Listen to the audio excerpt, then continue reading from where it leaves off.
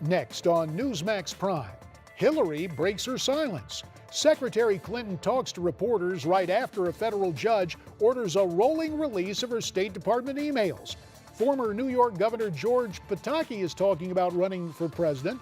He'll talk to us about the difficulties the Democrat frontrunner now faces. Then, out front in Ramadi, ISIS parades into that city, taking territory Americans fought and died for.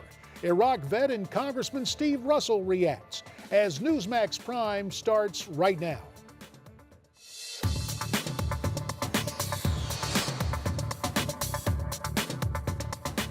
Good evening and welcome into Newsmax Prime. Of prime interest tonight, Hillary speaks after almost a month of silence. Hillary Clinton responds to the email scandal, this after a federal judge's order. Miranda Kahn has more from our Newsmax newsroom. Miranda? JD, the State Department and Mrs. Clinton have insisted they are not trying to purposely slow down the release of those widely anticipated 55,000 pages of emails. And after weeks of waiting, Mrs. Clinton finally spoke to reporters about the controversy earlier today. I have said repeatedly, I want those emails out. Nobody has a bigger interest in getting them released than I do. I respect the State Department. They have their process that they do for everybody, not just for me. But anything that they might do to expedite that process, I heartily support. Mrs. Clinton was in Cedar Falls, Iowa on the campaign trail speaking to reporters for the first time since April 21st. She went on to say she wants the American people to see how hard she worked as Secretary of State.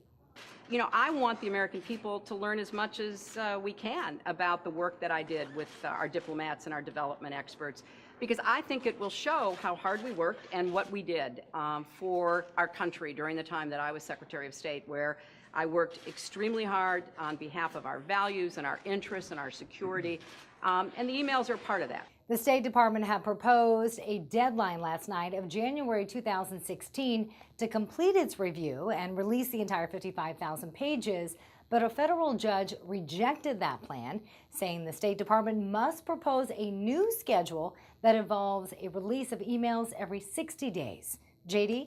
And Miranda, it all adds up to big trouble for Hillary. With more on this story, we're pleased to be joined by yet another potential presidential candidate from Newsmax, New York. We call on the former governor of the Empire State, George Pataki. George, we'll get to your plans in just a second, but the big news coming on the Democrat side today, Hillary Clinton finally came out and talked to the press. Was that smart politics? And do you buy her story about the emails? I don't buy it at all, JD, and that's why some time ago I said we need a special prosecutor to investigate this. You know, she came out, but it was carefully scripted. Please release the emails, but that I've already laundered so that the American people can find out what's going on. That's not what we need. We need to know what were in the 30,000 emails that she deleted. We cannot trust her to say that, oh, they were only involved in my daughter's wedding or yoga activity. She has changed her story so many times that we have every reason to believe that those 30,000 deleted emails contain things of importance for the American people to know. The only way we're going to get that is by getting that server. We should appoint a special prosecutor, subpoena that server, and find out what in fact was in those emails. George, you were the governor when she was the junior senator from New York. In your personal dealings with Mrs. Clinton, did she ever give you cause to doubt her veracity? You know, she really didn't. And, you know, I'm a Republican, she's a Democrat, but we worked well together. She actually did try to act in the interest of the people of the state. We disagree fundamentally on policy. Certainly, virtually every single political issue in Washington, we come down on opposite sides. But when it came to advocating for New York, we worked together. Well, across the river from New York sits the state of New Jersey, and the governor there, Chris Christie, may not surprise you. He says the best possible presidential candidate would be a governor. Let's listen to what Governor Christie had to say.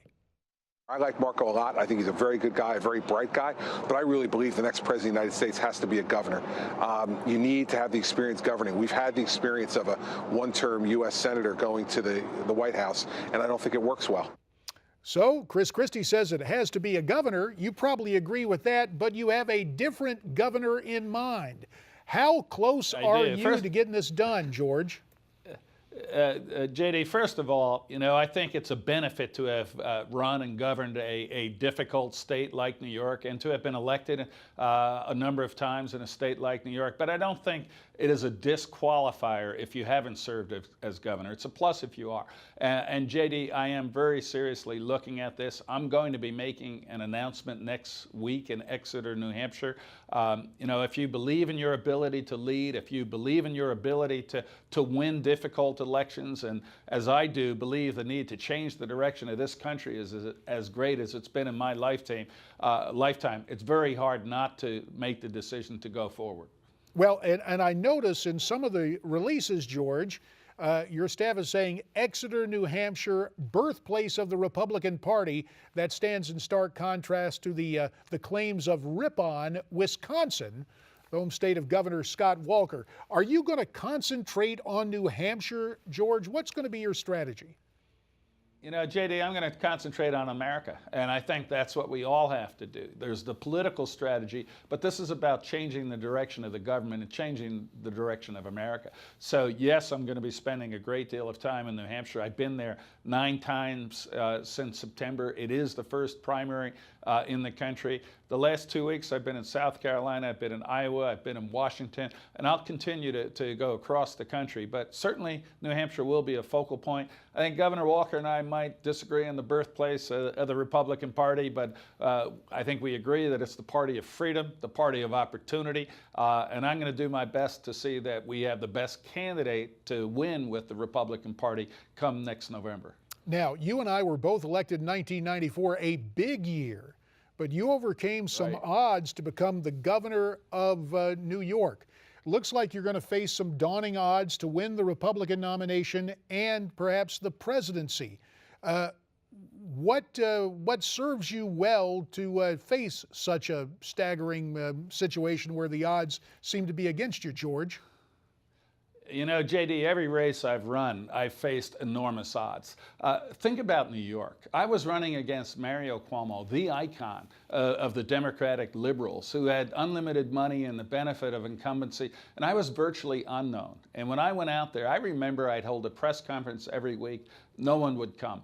But I knew I had the ideas and the ability and the vision to change the direction of the state, so I just kept moving forward. And in the last 70 years, this is kind of stunning, there have been 2 Republicans elected governor in New York State, myself and Nelson Rockefeller. And we didn't have quite the same upbringing. I grew up on a little farm in upstate New York, and my father was a mailman. Nelson Rockefeller's background was slightly different from that. But I think I've shown the ability to win very difficult races, to overcome enormous odds, to appeal to a broad electorate beyond just the Republican base. You need that, but you need to appeal to independents, conservative Democrats, minorities, and groups that traditionally don't vote Republican. I have done that time and again, and to win in 2016, we're going to have to do that again, and I know I can. One public policy and political question before we let you go, George. It occurred today way out on the left coast. News that the Los Angeles City Council, by a vote where there was only one nay vote, has decided to raise the citywide minimum wage to $15 an hour by 2020. In that situation, with what they're facing fiscally, was that a good decision on the part of LA? A minute left on this, George. JD, it's the lazy decision. You look like you care about low-income workers, but just one fact. In Baltimore, the Democratic bastion for 50 years, 37% of adults 20 to 24 are unemployed. What you do when you raise the minimum wage like that is increase the unemployed. You don't help those 37% to get a job. In fact, there will be more who don't have a job. The main thing to do to improve people's standards of living is to improve the economy, lower the tax rate, increase jobs and opportunity and competition, and then everybody's going to get a pay raise. George Pataki, former governor of New York and potential presidential candidate who we think will make it official next week. Sir, we thank you so much for your time. So you heard what the governor had to say. What do you have to say? Why don't you send your comments to me via email, newsmaxprime@newsmaxtv.com. There's also Facebook and Twitter, and we'll be right back.